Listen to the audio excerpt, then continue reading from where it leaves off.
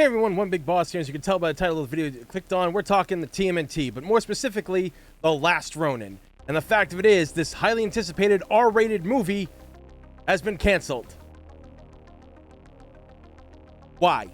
Why does everything that's good from our childhood that gets to keep coming back seem to be getting ruined? Now, first off, for those of you who don't know what the Last Ronin is, it is a comic book that is based off literally the last surviving Teenage Mutant Ninja Turtle after a lot of horrible events. And it's honestly one of the best of the TMNT comics that I've ever read. I mean, even when the toys started coming out, I started collecting them. I loved getting the toys. I loved getting anything I could Last Ronin related. It was such a fun idea. When I heard there was a movie being made, I was like, yes, let's go. Please make it rated R. It was going to be rated R. And then they pulled this crap. And it's just kind of like, why? Why does this keep happening to everything that we love in this day and age? All these people get their hands on these properties and don't know how to handle it the right way.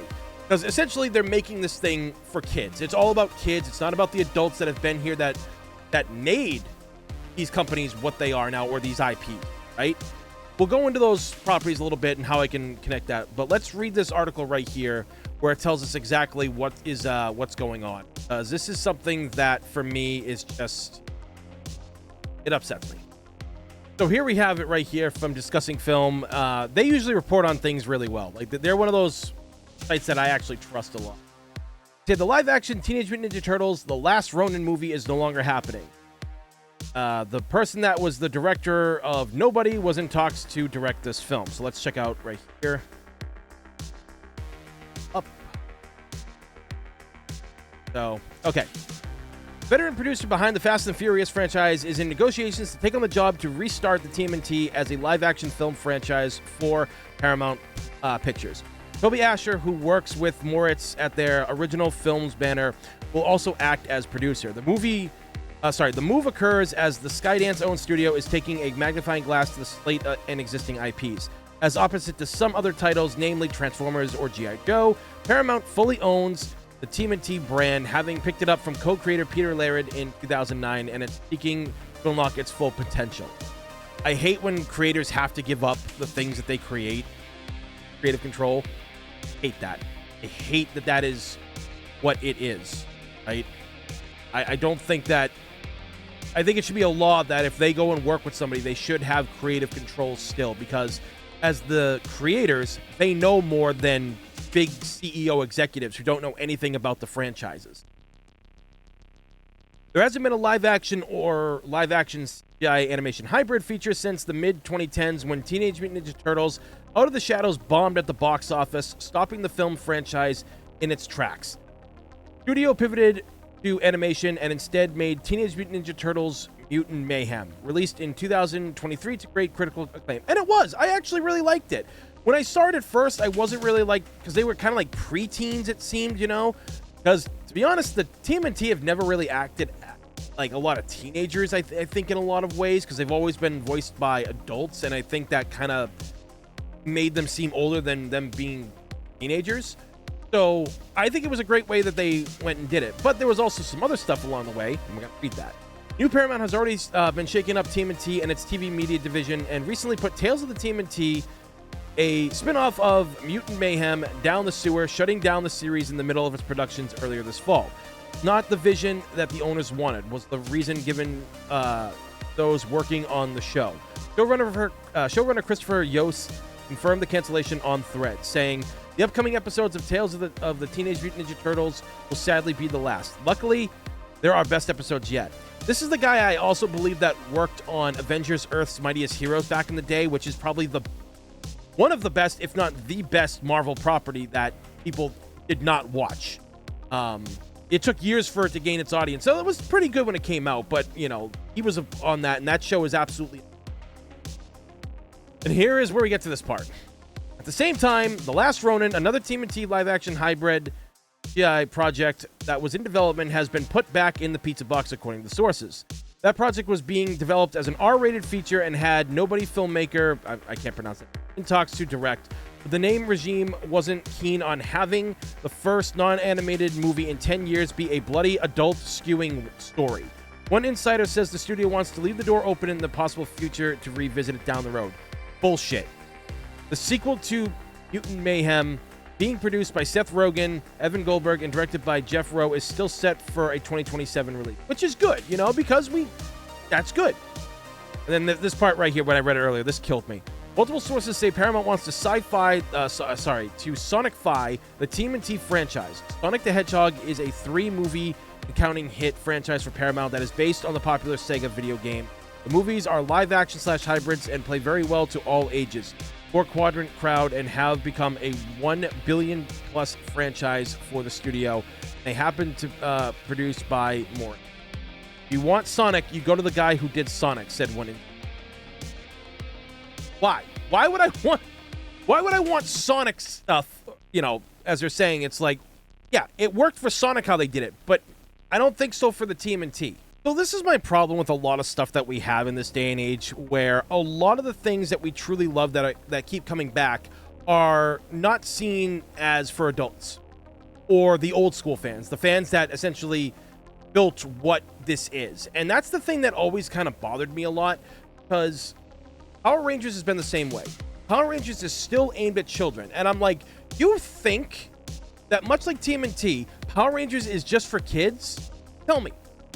Those $400 TMNT statues that you see out there, or those very expensive Power Ranger toys and statues that are made for like $200, and they're like diorama sets and everything like that, you think that's for children?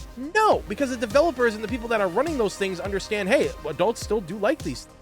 But unfortunately, they've always been afraid to go dark during Power Rangers with a lot of things. Now, in certain seasons like Time Force and RPM, they've done that, and there are some other seasons that did do a lot of more mature stuff, which was really great. But they still kind of revert back to, oh, it's for kids. We can't make it anything but for kids. We have to make it mind-numbing and stupid. And I think that that's going to be what happens to a lot of things, because they don't see the TMNT as viable. And I think that's absolutely terrible. The TMNT deserve to be respected because they started off as a comic that was very, very violent. And like I said, the last Ronin could have done so much, because you're still making the Seth Rogen movie, right? So while making the Seth Rogen movie, okay, you can still make the R-rated last Ronin film. You can do that. It can be done. And you don't do it. Again, this is one of the things that really upsets me, because even in the world of video games, it's the same way. A lot of video game companies are geared towards what works for other companies. Best example I can give. People ask the developers and producers for the Legend of Zelda games if they have any plan to go back to the original Zelda games for like the main series, and they said no, because Breath of the Wild and Tears of the Kingdom sold gangbusters. And to be fair, as much as I am a huge Zelda fan, I wasn't the biggest fan of those games. I know they're great games, but for Zelda titles, they're just not that great, and a lot of us kind of want that old style that we grew up with back, you know, in different eras where it was really good, you know. I think they were ambitious with those two titles. Again, they're not terrible. They're just not for me, and I know a lot of other people feel the same.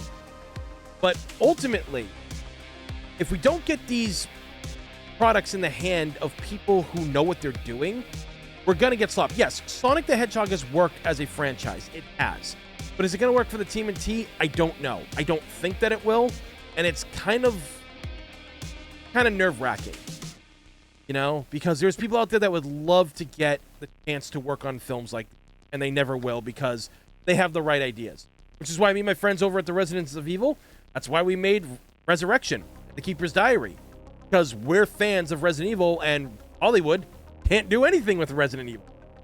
And it's the same with Power Rangers. My other team and I, we've been making Power Rangers stuff for the last 8 years, essentially. 7, 8 years, yeah. And I've been with the team for 5 years.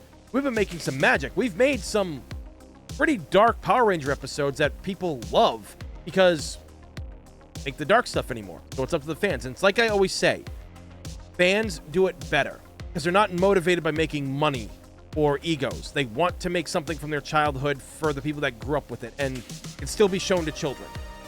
So I gotta tell you guys right now, this is just stuff that bugs me, because the TMNT mean a lot in my life. Especially when I was growing up, some of the biggest things were Power Rangers, TMNT, Street Fighter, things that I just truly couldn't get enough of as a child.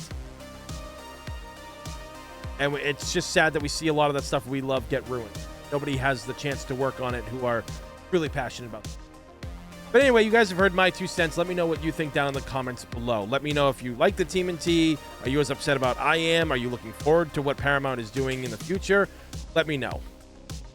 So, that being said, please thumbs up and subscribe because it's free. In this day and age, free's a damn good thing. As always, everybody, thank you for watching. I'm One Big Boss, and I'll see you all next time. Take care. Have a good one. Oh, yeah, and I got a new hat, too. If you haven't been watching my live streams, that's where I debuted it. Hey guys, thanks for watching. Remember to give a thumbs up to this video as it helps out big time, and don't forget to subscribe if you like videos like this one and video game reviews as well. Also, I stream almost daily, so if streaming games are your thing, definitely subscribe and join in on the fun, and consider becoming a member to help the channel grow, and you'll get your name in the credits here of my videos and other perks depending on the tier levels that you choose. That's it for today. Many thanks, guys, and until the next time, stay safe and have a good one.